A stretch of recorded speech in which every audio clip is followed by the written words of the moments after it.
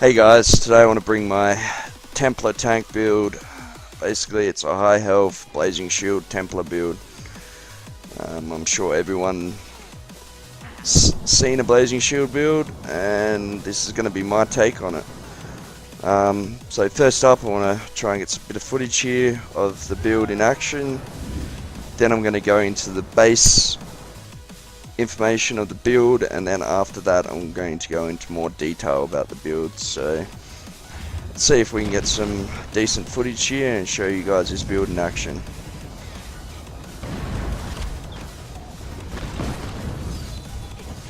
Let's push past the guys on siege here.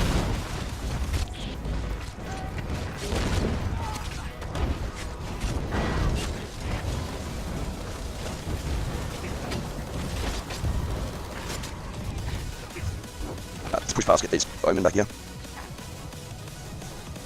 He's running.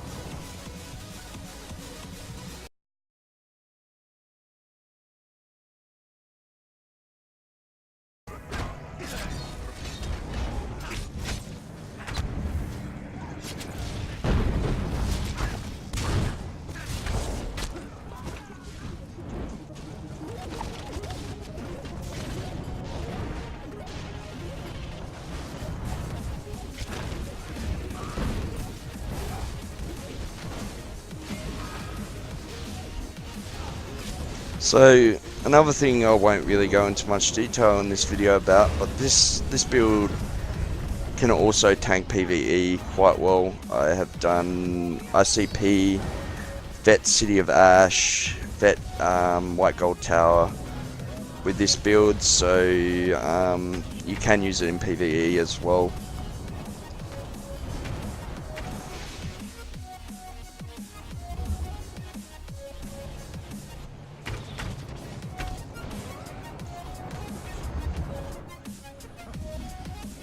Alright guys, it doesn't look like I'm going to get much more action here. You've got a basic idea of what this build can do. I'll have some more footage, gameplay footage at the end of the video, so stay tuned and check that out. But now I'm going to get into the nitty gritty of the build, and yeah, let's do it. Okay guys, I'm going to show you really quickly the gear and the skills that I use with this build. So first up I have 2-piece Malabeth, head and shoulders. People hate this 2-piece, they think it's OP in Cyrodiil. I really don't think it is. It doesn't proc much when you're like in a small scale fight. It does proc a lot when you've got 20 odd people wailing on you, but in my opinion it really should proc a lot if you've got 20 people hitting you. So for all those people that think it's cheese, I pretty much say fuck you. Next I'm running a 5-piece reactive. Now this is also a cheese set apparently, but in my opinion if it works, it works. So I'm wearing a 5-piece reactive. This is bought with Televar. It only comes in pan, and ideally I'd be running triglyphs on all of these once I have the money. Next up I have a 5-piece Phasalas, healthy rings, magic recovery on all 3, and I'm running a sword board, infused shield with health enchant, and then dual weld on my other bar. So next up I have my skills. I've got structured empty on both bars. I double bar it because of the max health increased by 8%, and it also gives him major sorcery when activated, and it's a half decent dot DPS and a tiny heal, so overall it's a very good ability, especially with the extra health for this build. Next up I've got Immovable Brute. Now a lot of you might ask, why would I have an ability on my bar that stops me from getting CC'd while I'm wearing reactive? Well, there's times where you do not want to be CC'd, and like when you're entering a keep, things like that, low health, there's times where you don't want to be CC'd. So that's why I wear this, and also for the reduced CC cost. I think this goes up to 20% reduced CC break cost when you're wearing 5 pieces of heavy, so that is really nice. Next up I have Absorb Magic. Lots of people choose the other morph, but for a Blazing Shield build that's got a lot of health, this is really good ability because it gives you a really good heal. 16% of your max health when you're running 52k health is a really good heal. And it's a decent shield, so, and your block mitigation and block cost is reduced by 8%, so that's really nice. Next up's Blazing Shield, pretty much self-explanatory. The more health you have, the bigger your shield. Bigger the shield is, the more damage the shield does. So it's pretty simple. Pierce armor. Now you might go, why do I have pierce armor being a stamina ability, DPS ability? Well, I use it for the debuff. I'm healing, debuffing the enemy, and I'm also giving them an armor debuff. Enemies just melt when they have these 2 debuffs on them. Next up I have Empowering Sweep. It's basically a AoE magic DPS ultimate and a small dot. Basically hits like a wet sock, but I use it for the reduced damage that you get from it. You get a flat 15% and then you get an additional 4% for each enemy hit.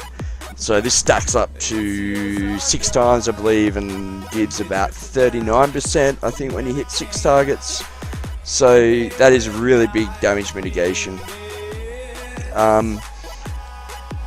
I had a little time where I had this up. I had my reduced damage from being a vampire.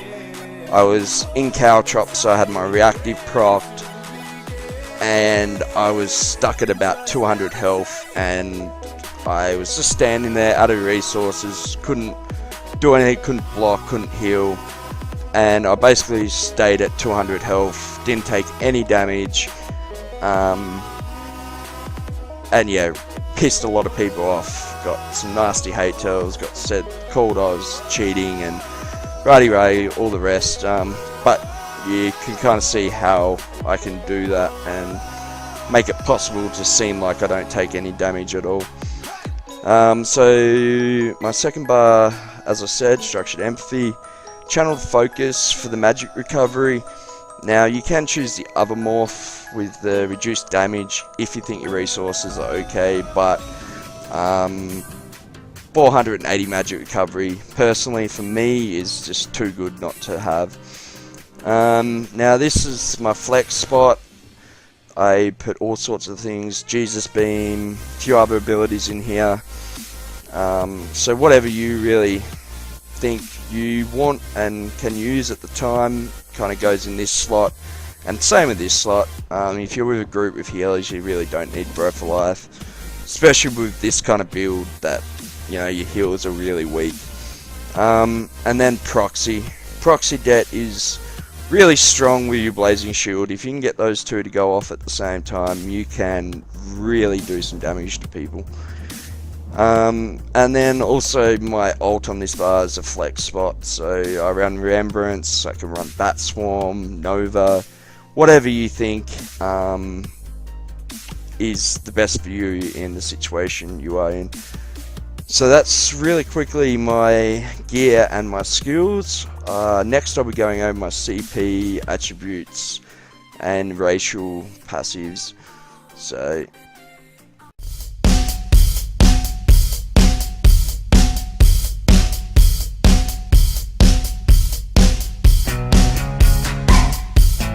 okay guys, now I'm going to show you my stats and my attributes and CP.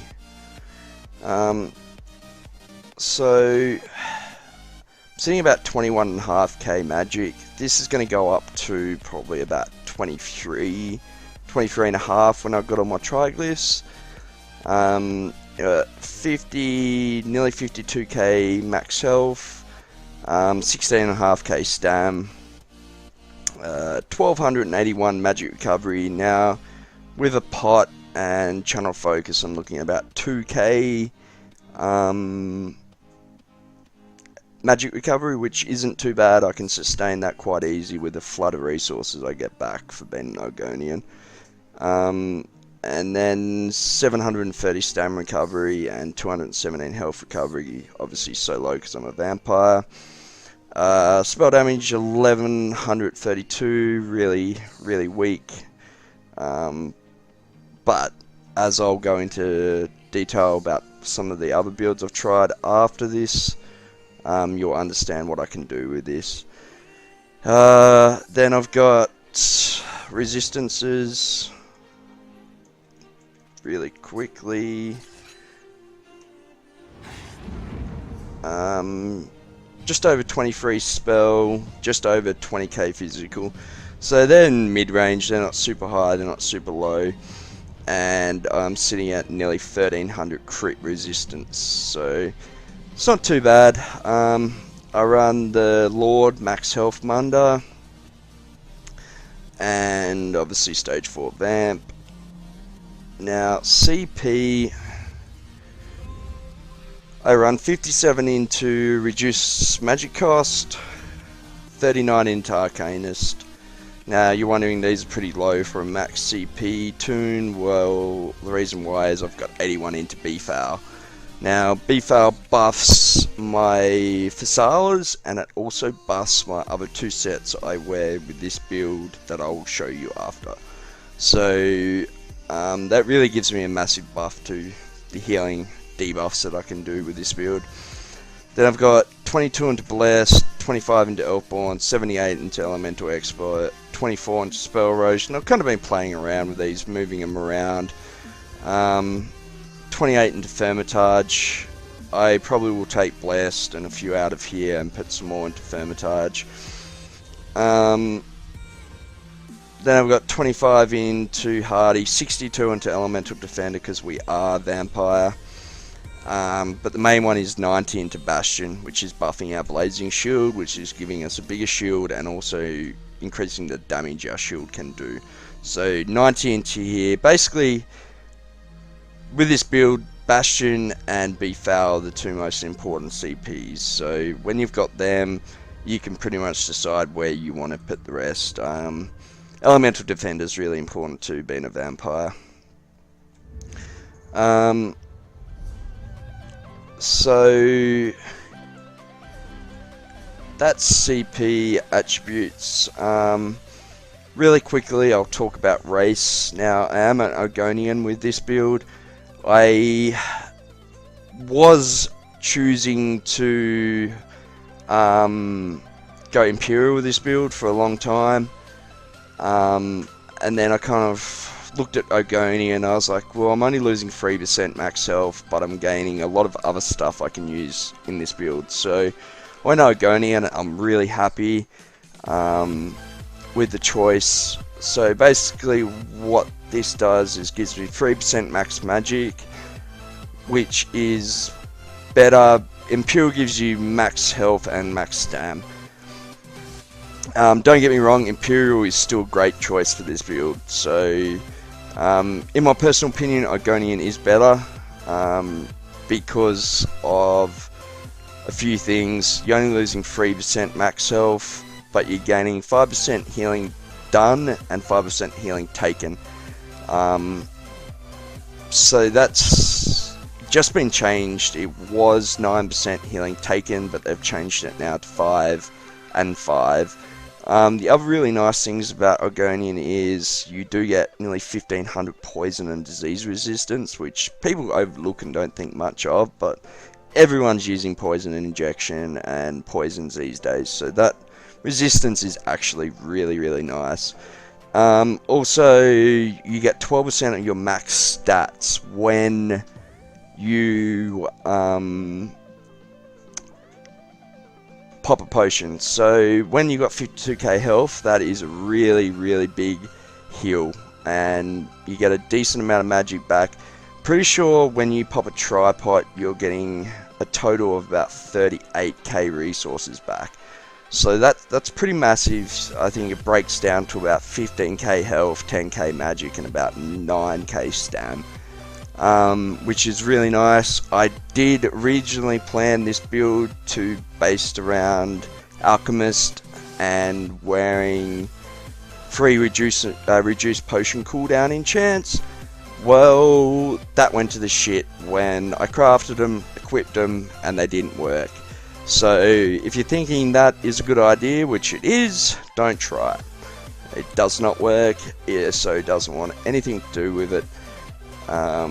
So yeah, and the last thing is really strong too, guys, is the 50% increased swimming speed you get with an Ogonian, because who doesn't want that? You can get away from those slaughterfish quicker. So that's about it. As far as all the other passives go, it's pretty much self-explanatory. You want all your class passives, all your heavy armor passives. So that's about it. I will be going into more detail, explaining a lot more next up, and explaining a few variations with this build I've tried. So I'll get straight into that. I've gone over the basics of this build, and one variation that I like to play. Now I just want to go into a little bit more detail and just explain a little bit more how this build works and how it functions, and a few variations you can run. So first up, I want to talk about the BlazingShield build as a base. So basically, once you get your health around 40k, BlazingShield becomes effective. So I have run this build with Alchemist and Moloch Kenner and sat around 40k health and about 28k magic, and actually been quite dangerous and decent single target burst damage. So what I'm trying to say basically is, BlazingShield build, once you've got your health around where it needs to be, you can wear whatever gear you like. And that's the great thing about BlazingShield builds, is there's no set gear, there's no thing that you have to wear to make the build work. Like, ideally you want to have 50 plus k health for BlazingShield to be really effective. Something I really would strongly urge you not to do, which is what everyone else does with BlazingShield builds, is they'll max their health out. They'll go everything into health. Yeah, they get 65, 70k health, but they lose any use other than a BlazingShield. And I hated that. That's what I want to stay away from. And BlazingShield is super effective at 50k health. With proxy, it does decent damage, and you can still have some kind of functionality out of other abilities and things like that. So I just want to go over a few little build gear sets that I found that worked really well. I'll be testing and playing with this build for a long time. So as I said, Clever Alchemist I found to work good if you're looking for more single target burst damage. Paired with Moloch Kenner, you can actually do some serious damage. But these other sets are the main ones I want to talk about. So the two I want to talk about is Doric's Bane and Citadel's Crest. Now these two sets give the same debuff, but in different ways. So I started off running Citadel's Crest, which gives major defile when you do physical damage or melee damage to an enemy. So major defile is reduces healing received by 38% for 5 seconds. Now, and this effect can only happen every 5 seconds with this set. So works great, and with Fasalas pretty much gives 100% healing debuff to an enemy, and they melt. Like, my groups have taken down the best players in this game easily because they've had these debuffs on them. And it's just unbelievable to see it. Like, really tanky good players just die like noobs. So I was running this set, the thing I didn't like about it was that I could only apply it every 5 seconds, which in raid on raid isn't great. But the good thing about it is that you can control who you put it on. So then I went looking around for something, you know, that I could apply more regularly, and I found Dorak's Bane.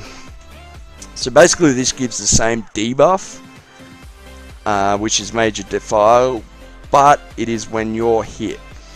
So, and this can apply every second. So you can't control exactly who you're applying the debuff to, but it's going off every second. So as your job is to get in the middle and be the tank as such, you do get hit a lot, and you apply this debuff to a lot of people.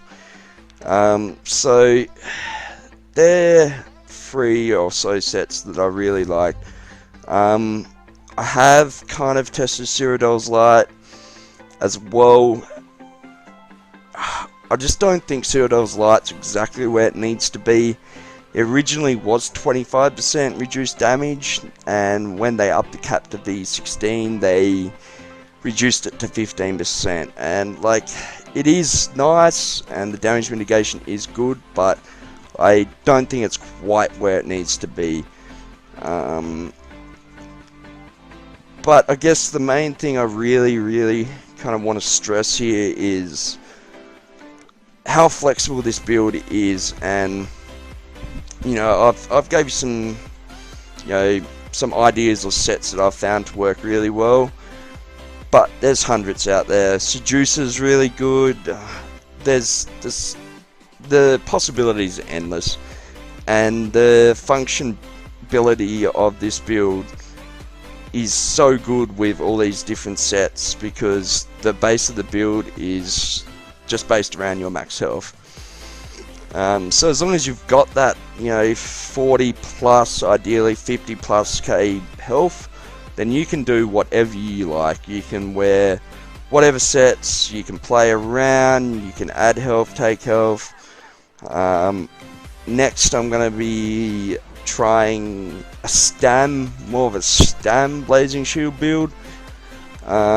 So you know, you can test whatever you want, play around with it until you find what works for you and what's the perfect combination. And as I said, like all other BlazingShield builds I've seen on YouTube, kind of stress to max your health out to the most. I kind of strongly disagree with that. I did try it.